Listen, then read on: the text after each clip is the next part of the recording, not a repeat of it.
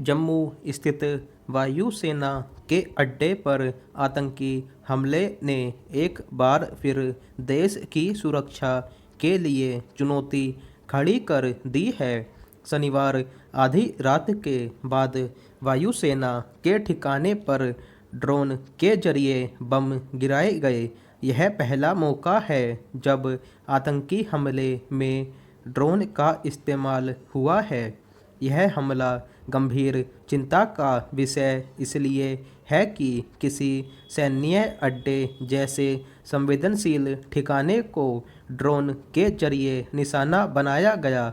इससे यह स्पष्ट हो चला है कि आतंकी अब घात लगाकर हमले करने के बजाय अत्याधुनिक तकनीक काम में ले रहे हैं। कश्मीर में आतंकियों के सफाए के लिए सेना ने जिस तरह से अभियान छेड़ रखा है उससे आतंकियों के हौसले पस्त पड़े हैं। इसलिए हमले करने के लिए अब वे नए नए तरीके आजमा रहे हैं। कहने को जम्मू कश्मीर और इससे लगी पाकिस्तान सीमा पर कड़ी चौकसी है, चाक चौबंद सुरक्षा के दावे हैं। सेना, अर्धसैनिक बल, स्थानीय पुलिस सहित सारे बल दिन रात कड़ी सुरक्षा में लगे हैं। इतना सब कुछ होते हुए भी अगर ऐसे हमले हो जाएं तो सुरक्षा के मसले पर सवाल तो खड़े होंगे ही। जो भी हो, ड्रोन हमले से यह आशंका गहराने लगी है कि ऐसे हमले कहीं आए दिन की घटना न बनने लगें। सैन्य ठिकानों की सुरक्षा व्यवस्था कोई मामूली नहीं होती। ऐसे में कहीं से ड्रोन आने की भनक भी न लग पाना हैरान करने वाली बात है। अभी तो यही पता नहीं चल सका है कि ड्रोन आए कहां से और हमला करके कहां लौट गए। हालांकि वायुसेना ने अभी तक इसे आतंकी हमला नहीं कहा है, जबकि जम्मू कश्मीर के पुलिस महानिदेशक ने इसे आतंकी हमला बताया है। फिलहाल मुद्दा आतंकी हमला होने या नहीं होने का नहीं है, बल्कि गंभीर सवाल यह है कि ड्रोन वायुसेना अड्डे पर हमला कैसे कर गए। इससे पता चलता है कि वायुसेना के अड्डे पर सुरक्षा संबंधी जो बंदोबस्त होने चाहिए वे नहीं हैं।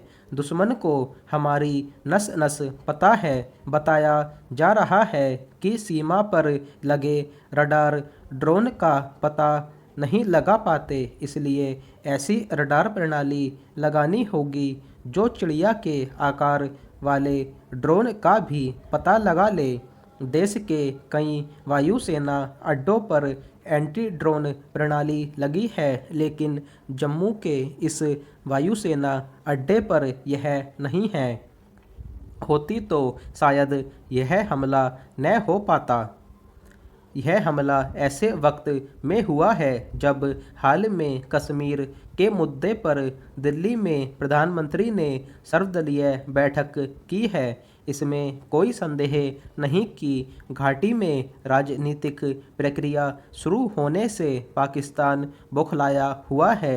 इसमें भी कोई शक नहीं कि ड्रोन हमले जैसी करतूत किसी आतंकी संगठन की रही होगी, जिसे पड़ोसी देश से हर तरह की मदद मिल रही होगी।